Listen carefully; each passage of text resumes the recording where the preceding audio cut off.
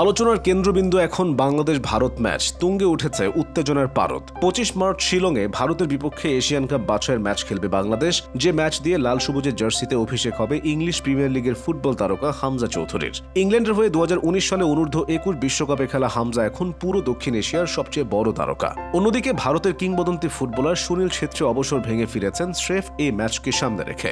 জাতীয় দল থেকে অবসরে থাকা 40 বছর বয়সী ছেত্রী বাংলাদেশের বিপক্ষে খেলতে প্রস্তুতিও শুরু করে দিয়েছেন। বাংলাদেশের ফুটবলে নতুন ফুল ফুটতে যাচ্ছিল। ইংলিশ লিগের ফুটবলার বাংলাদেশি বংশোদ্ভূত হামজা চৌধুরী ভারতের বিপক্ষে খেলবেন মানে বাংলাদেশের জন্য শক্তি বহুগুণ বেড়ে যাওয়া।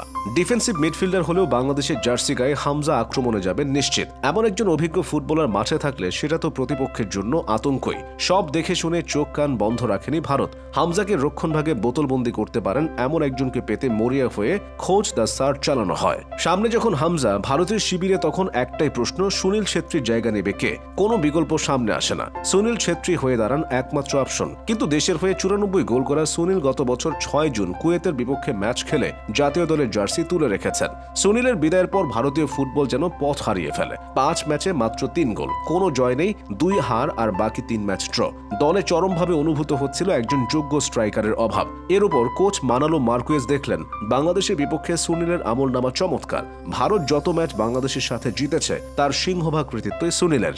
অবশেষে মার্কুয়েজ ডাকলেন সেই ভারতের ফুটবল ইতিহাসের সর্বশ্রেষ্ঠ সেই পুরুষকে যার নামে লেখা হয় গোলের গল্প। 2019 থেকে 2024 এই 5 বছরে ভারতের 49% গোল এসেছে শুধুমাত্র তার পা থেকে। গোটা ক্যারিয়ারের 19 বছরে এই হার 37%। আজও তিনি হাঁটুর বয়সীদের সাথে পাল্লা দিয়ে খেলেন। এই মৌসুমের আইএসএল-এ বেঙ্গালুরু এফসিতে খেলেও হয়েছেন সর্বোচ্চ ভারতীয় গোলদাতা।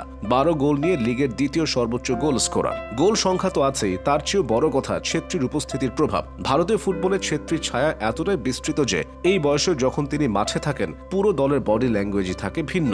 সুনীল ছেত্রীকে আটকানোর জন্য বাংলাদেশ থেকে অপেক্ষায় রয়েছেন হামজা চৌধুরী, যিনি ইংলিশ প্রিমিয়ার লিগের সেরা সব স্ট্রাইকারদের আটকে দিয়ে অভ্যস্ত। তিনি জিতেছেন ইংলিশ লিগ শিরোপা। হামজা নিজের পজিশনে তো খেলবেনই, সে সঙ্গে সুযোগ বুঝে ভারতের উঠানে যাবেন, দুয়ারে আক্রমণ করবেন, গোল করানোর চেষ্টা করবেন। হামজা চাইবেন সুনীলকে ফু দিয়ে উড়িয়ে আক্রমণে বলের যোগান দিতে। হামজা যখন বাংলাদেশের জার্সিরা গায়ে জড়াবেন তখন বাংলাদেশের ফুটবলারদেরও স্পিরিট বেড়ে যাবে নিঃসন্দেহে। ভারত ম্যাচের জন্য বাংলাদেশের এবারের দলটা বেশ শক্তিশালী। অভিজ্ঞ জামাল ভুঁইয়া দলে আছেন, হামজার সঙ্গে আছেন আরও 2 প্রবাসী তারেক কাজী ও ইতালির লিগে খেলা ফাহমেদুল। রাকিব মোরসালিনরা তাদের সঙ্গে সমন্বয় করে খেলতে পারলে হাড্ডাহাড্ডি লড়াই নিশ্চিত। 25 বছর ধরে ভারতের বিপক্ষে কোনো জয় নেই বাংলাদেশ জাতীয় ফুটবল দলের। 25 মার্চ কি দীর্ঘ 25 বছরের আক্ষেপ দূর করতে পারবে লাল সবুজ বাহিনী? এই ধ্রুপদী লড়াই দেখার অপেক্ষাতে রয়েছে এখন দক্ষিণ এশিয়ার ফুটবল। ভারত বাংলাদেশ ম্যাচটিকে ঘিরেই হচ্ছে যাবতীয় চর্চা।